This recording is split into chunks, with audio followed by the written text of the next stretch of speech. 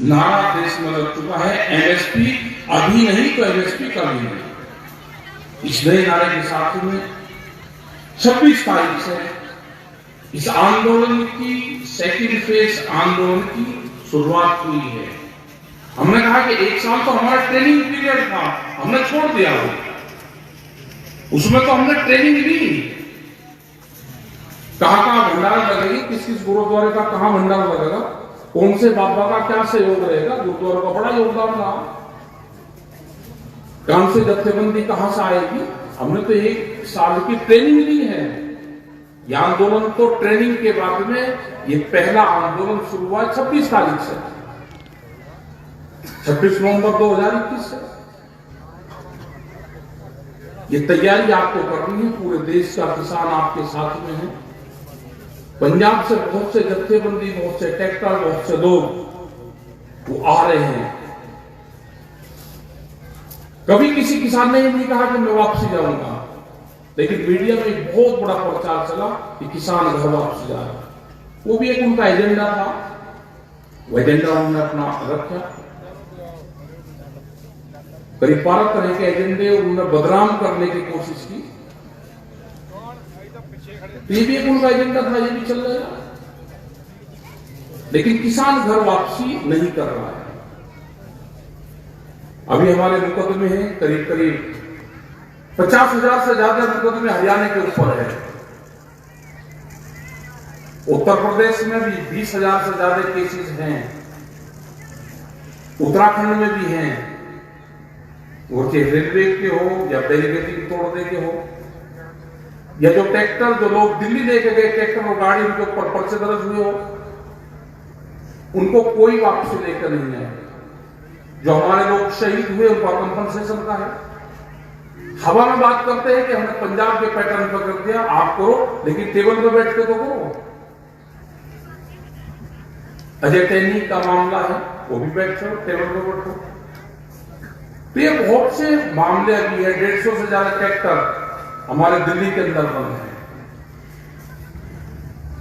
आप नहीं बैठोगे तो एक किसान नहीं जाएगा। हम तैयारी पूरे जत्थेबंदी, पूरा देश का किसान मजदूर, देश का नौजवान, वो सब इस आंदोलन के साथ में जुड़ा हुआ है। बेरोजगारी का बड़ा इशू पूरे देश भर में है। ये जमीन छीनने का एक बड़ा प्लान बनाया जा रहा है। आपने देखा भी होगा कि जो यहाँ पे उत्तराखंड में हुआ, उसकी भी नपाई पुलाई का नाम जरूर देते रहते हैं कि जमीन की नपाई करवा दो। जब जंगल काटे और हमारी 2 पीढ़ियां यहाँ पे खत्म हुई, तो उस टाइम पे नहीं नपाई की। उसने इन पे कहा कि जहां तक भी आप जंगल की कटाई कर लोगे, आप उसको ले सकते हो। आगे तक ये जंगल आबाद किए, देश में अनाज की पैदावार की, तो अपनी जमीन से अगर लगाव होगा, ये जमीन बचेगी।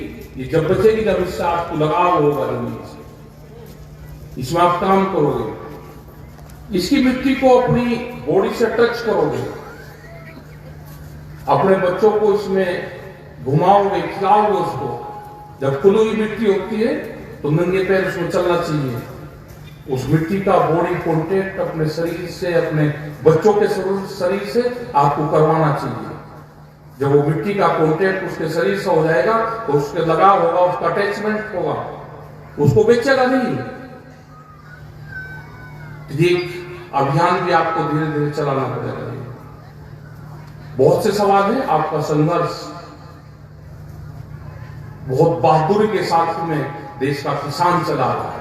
उसको पूर्ण विश्वास है, जो 40 लोगों की जत्थेबंदी है, पूरे देश के किसानों को उस पर विश्वास है। उसके बाद में जो 9 मेंबरी कमेटी बनी, उन पर विश्वास है। अभी 5 मेंबरी कमेटी बनी, उस पर पूर्ण रूप से विश्वास है।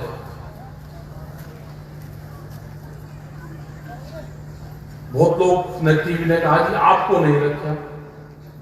हम तो कमेटी में रहते ही नहीं।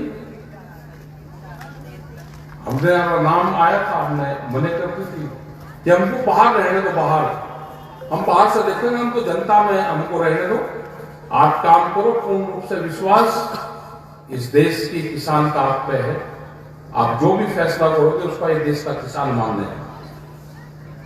हम तो पंचों का मानते हैं, पंच परमेश्वर मानते हैं, पंच प्यारे का मानते हैं, उनको मानने वाले लोग हम हैं, हम गुरु परंपरा से जुड़े हुए लोग हैं।